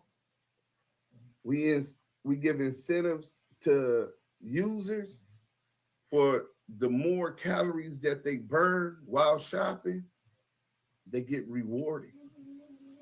Points off, discounts while shopping, etc., etc. And this is Hip Hop Planet. So this is why Hip Hop Planet goes further. We don't just host the economy, we participate in it. We build and operate our own businesses inside of the platform. We don't just host the economy, we own it. The VR gym and wellness. Here goes some shallow estimates of how much we should be generating per calculation. The pet world for pet enthusiasts, able to interact with and meet with other pet enthusiasts. The Hip Hop Hall of Fame, where it's very interactive with, and it's so many people are so passionate. Biggie is better than Tupac, and Eminem is better than Lil Wayne, and we're giving them live numbers and interactions where they can vote. They can learn about artists who's no longer here, founders of this culture, still paying dues to the culture, never letting them be forgotten. And then you have the great wall of hip hop, NFT gallery and marketplace for graffiti artists, where they could spin the globe. Let me get into that. Where they could spin the globe, pick a city throughout the universe, throughout Earth, and check out graffiti that was done in Tokyo or Paris, NYC, in the Bronx. And then they can do graffiti and upload it to a virtual timeline with a dashboard. And they could put their signature, their pseudonym, whatever name they do their art in. And when they upload it, automatically get it minted for an NFT.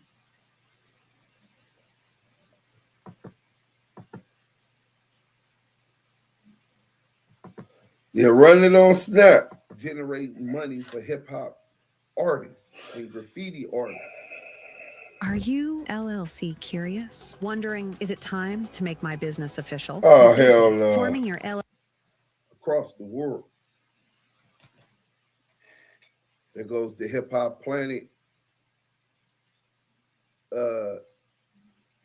Hall of Fame, the Hip Hop Planet Fitness and Health, where all of these will be inside the Intergalactic Mall, operated and owned by Hip Hop Planets to generate more currency, to upscale retention.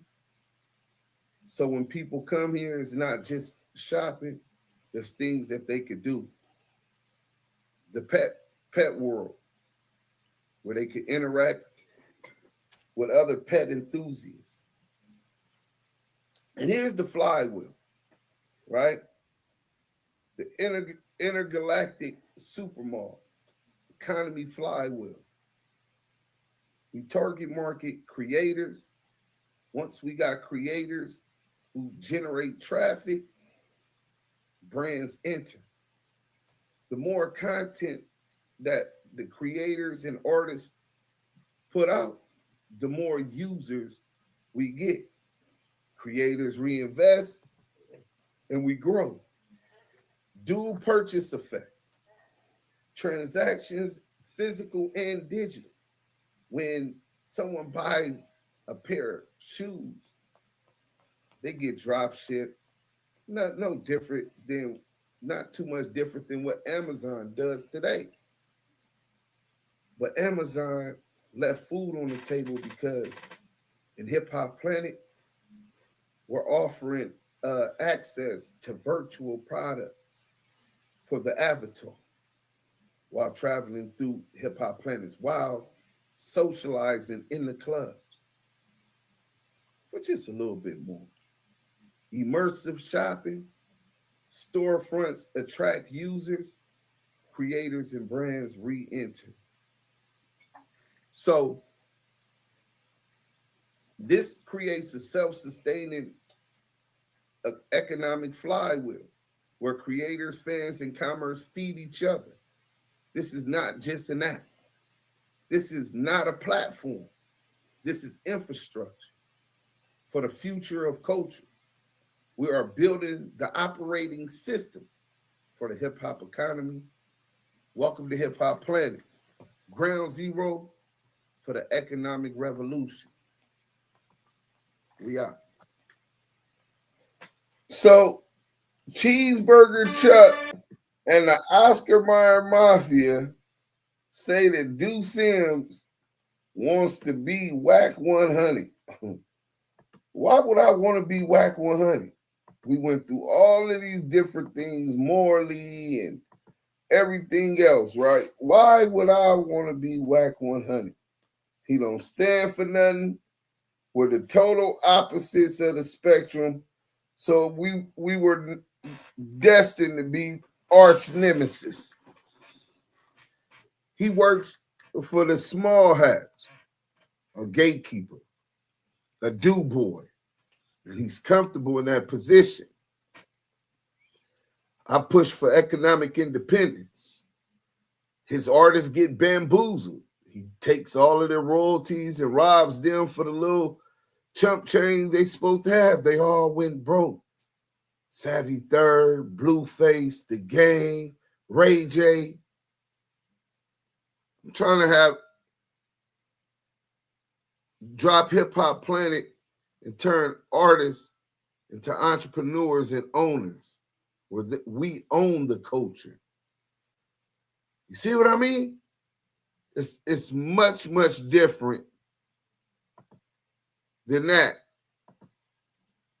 And then when we was talking about the problem that we fix, because people have don't know how to properly register their stuff in 2024, almost $500 million went unclaimed.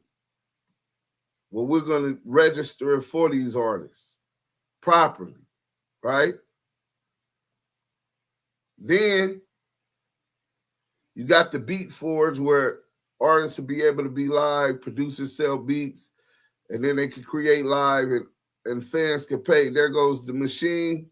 There goes a visual of how Hip Hop Planet's Akabuyan will be, right? Everything is an immersive experience, meaning in VR. So you will have to have your goggles on. He's over here registering ASCAP, MLC, Sound Exchange, Song Trust, CSAC, BMI, all Illuminate, right? One wallet. All of that's going to go to one wallet. And it's going to be checked. The club experience, right? Where you're able to date, interact, in the first ever virtual reality hip hop club, right? Live performance, virtual reality performances. And like I said, Wack 100 that had his fair success, right? But his stardom came and went. So let me take this out of the drama and into something real. Because when y'all heard me say Hip Hop Planets, y'all don't really understand what it is. Y'all think it's just another app. It's just another idea. It's just another plan. Nah, this is infrastructure. Hip Hop Planets is a full ecosystem for creators.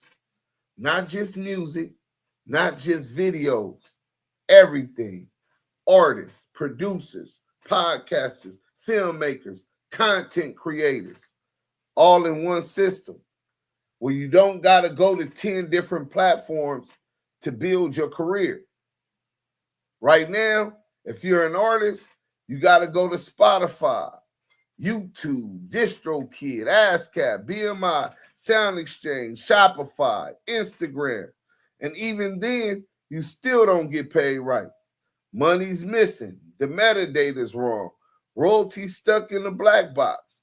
You lost your email password. That system wasn't built for artists and content creators to win. So I created and invented the rights engine, right? The rights registration engine. It's a system that fixes that. Inside Hip Hop Planets, we got something called the rights registration engine. One place, one login, one wallet, where your music gets ISRC codes, UPC codes with your metadata, not DistroKid, not CD Baby. Registered with your PROs. That's your ASCAP, BMI, or CSAC. Log in for royalties. Track globally. Register with Song Trust. Register with Sound Exchange. And then register with Luminate, which is billboards. So your music sales actually show up on billboards. No confusion, no lost money. Content streaming and distribution. Now take that and connect it to the ability to be in the same place and stream like we're doing right now. Distribute your music here and Spotify, Apple, and all of the other platforms from right here. And host content from right here. Upload short films and documentaries right here. So instead of uploading your content and hoping somebody else pays you, you're in control from the start. Where YouTube right now gives us analytics about y'all that's listening, your ages. They give us general information of the number between this age, what geographical locations you guys come from, but they don't give us your email addresses. Right? They don't give us any direct information. They hold that information and sell it to advertisers. A middleman in between the relationship with the content creator and the supporters, the artists and the fans. That way they control our market. They control our fans. Fuck all that exploitation shit. So we took it further with the social monetization in Club Noir, a virtual club, a social space, a performance stage where artists can perform live, host events, do battle raps, talent showcases, and build fan relationships and get paid for it. Tickets, VIP access, experiences. It's not just likes, it's revenue. And then finally, was the Intergalactic Supermall. Then we add every creator got their own store, their own merch, products, brand deals, and not just digital, real product shipped to real people. So not only do you got real products like Amazon, but we're going to have your avatar plushed out and offered that whenever you buy a product there. You can also get the avatar, right? So you can sport that and be fly with the swag chambers in the Hip Hop Planet universe. So now you're not just an artist, you are a business. Now, how I make money clear and direct, let's talk about what everybody really wants to know about. Well, there's multiple revenue streams. Service fees, artists pay for rights, registration, catalog setup, and admin services. 2, the admin services, we take a small percentage for managing and collecting the royalties. Events and experiences, Club Noir from ticket sales, VIP access, and live performances. E-commerce and the intergalactic supermall, transaction fees, brand partnerships, and product placement. 5, ads and brand deals. Companies pay to be inside the culture. Subscriptions, premium features, enhanced tools, creator upgrades. So now every action inside the platform generates revenue. The big play is a $1 trillion TA total available market. This is where it gets big. People hear me say $1 trillion market and they think I'm exaggerating. But let's break it down. Music industry, streaming, creator economy, e-commerce, social platforms, dating, virtual experiences, all combined over $1 trillion. And I don't need all of it. The goal, my strategy is to get 1% of that $1 trillion economy by providing an experience unique and specific for artists, created by artists, for artists, and for hip-hop culture. Capture 1% of that trillion, that's $10 billion. So why the fuck would I be worried about trying to be a failed record manager that got to steal from his artist, who doesn't even have his wife no more? He got his mistress claiming to be his wife publicly. No decency, no morals. He's on camera getting he's on a picture laid on his stomach after getting 3 fingers stuck up his ass. A buster. Nigga that had success and he fell off. Besides that, he's a rat. So Cheeseburger Chuck, take off your gold knee pads and don't ever compare that piece of shit, bum ass nigga to a nigga of my caliber. It just don't match up, bro. Respectfully. This is the Damu Kiwe Conversations. Y'all get active in the chat. Share this with any artist. They could go to hiphopplanners.com right now, sign their letter of intent to secure incentives as far as once the app is completed, the MVP is completed, that will secure them artist verification checks, extra focus on promotion and pushing you. It's a lot of different things that you got. You could go on the website, hiphopplanners.com, and sign your letter of intent today. The goal is to get 1,000. The goal in the next 6 months while they're building the app is to get 1,000 artists, rappers, artists to sign their letters of intent, 1,000 vloggers, podcasters, YouTubers, content creators to sign it. Salute to y'all. This is the Damu Kiwe Conversation. Let it be no mistake. We out.